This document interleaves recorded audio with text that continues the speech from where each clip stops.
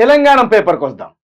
తెలంగాణ పేపర్కి వస్తే బూతుల సీఎం, మహిళా జర్నలిస్ట్ సమక్షంలో సీఎం రేవంత్ రెడ్డి బూతులు, థర్డ్ క్లాస్ మాటలు అంటూ నెట్టింట విమర్శలు, సంచలనమవుతున్న senior journalist Barkha Dutt tweet, Revanth భద్రత సిబ్బందిపై తీవ్ర ఆరోపణలు, నడుం పట్టి తోసేశారని ఆవేదన, 4 నెలల అధికారమనే మత్తుతో వచ్చిన అహంకారమని వ్యాఖ్య, నోరు మంచిదైతే ఊరు మంచిదంటారు.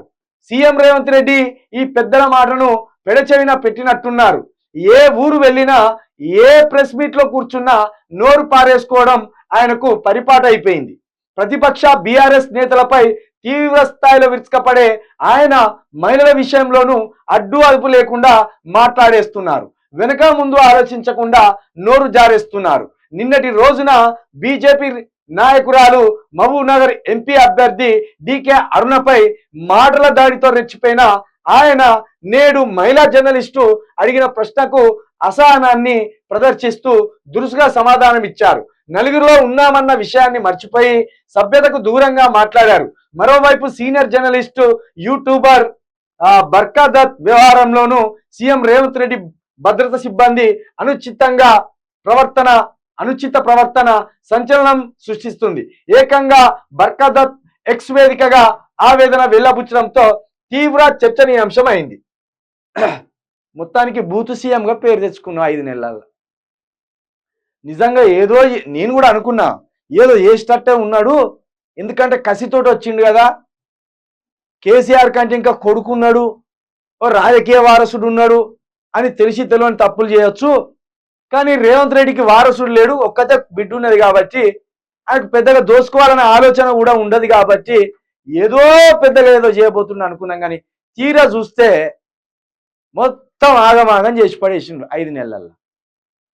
ఈయన ఒక్కడే అనుకున్నాం, ఈయనకు వారసుడు లేడు అనుకున్నాం. కానీ 7 అన్నదమ్ములు ఉన్నారు కదా, 5 అన్నదమ్ములు ఉన్నారు కదా, వాళ్ళు పొతం పెడతాను అన్నట్టు దోసుక తినడానికి.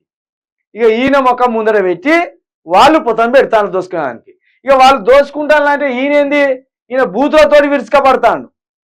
పెద్ద లేదు, చిన్న లేదు, మంచి లేదు, చెడు లేదు, ఆడ లేదు, మగ లేదు, వాళ్ళ ముందు పడితే వాళ్ళ ముందట తొండలెక్కిత్తా, డ్రాయర్లు కూడా బిక్కత్తా, పేగులు మెడలు వేసుకుంటా. ఇక ఇవి సీఎం భాష, ఇది మన దౌర్భాగ్యం. ఇది కేసీఆర్ డ్రాయర్ల ఈయనకెందుకు, తొండలు పట్టుకొచ్చుకొని ఇతరుల పాయింట్లు ఇడిచిపెట్టవలసిన దుస్థితి ఈయనకేం పట్టింది? ఆ కూర కొట్టేటోళ్ళు, పెద్ద కూర, చిన్న కూర, చికెన్ మటన్ కొట్టేటోళ్ళు అన్నట్టు ఈ పేగులు మెడలు వేసుకుంటానుడు ఏంది? గివా ముఖ్యమంత్రి అయింది గివి చేసేదానికేనా? తొండలం పట్టేదానికి, డ్రాయర్లు ఉతకడానికి, తొండలు ఇతరుల లాగులలో తొండలు ఇవ్వడానికి గీ పనే పెట్టుకున్నారా? గీ నోరుకేనా మీరు పని చెప్పేది? చేతలలో పని చూపెడతావా, మాటలలో పని చూపెడతావా? మాటలకు అలవాటు పడ్డావు, చేతలు బంద్ చేసినావు, మాటలకు అలవాటు పడ్డావు. రైతు బంధు ఇయ్యవు, నీళ్ళు ఇయ్యవు, కరెంట్ ఇయ్యవు, 4000 పింఛన్లు ఇయ్యవు, కానీ మాటలకు పని చెప్తావు. మాటలతోటే కోటలు కట్టాలి మనం. ఇక కాబట్టి ఇక 4 నెలలకే నీకు అధికారం మత్తు వచ్చిందని ఈ బర్కాదత్ అనే సీనియర్ జర్నలిస్టు ట్వీట్ చేసింది. ఇక ఆయన భద్రత సిబ్బంది కూడా ఆమె నడుము పట్టుకొని తోసేసిందట. మహిళా జర్నలిస్టు నడుము పట్టుకొని తోసేసి కాడికి వచ్చింది ఆయన భద్రత సిబ్బంది.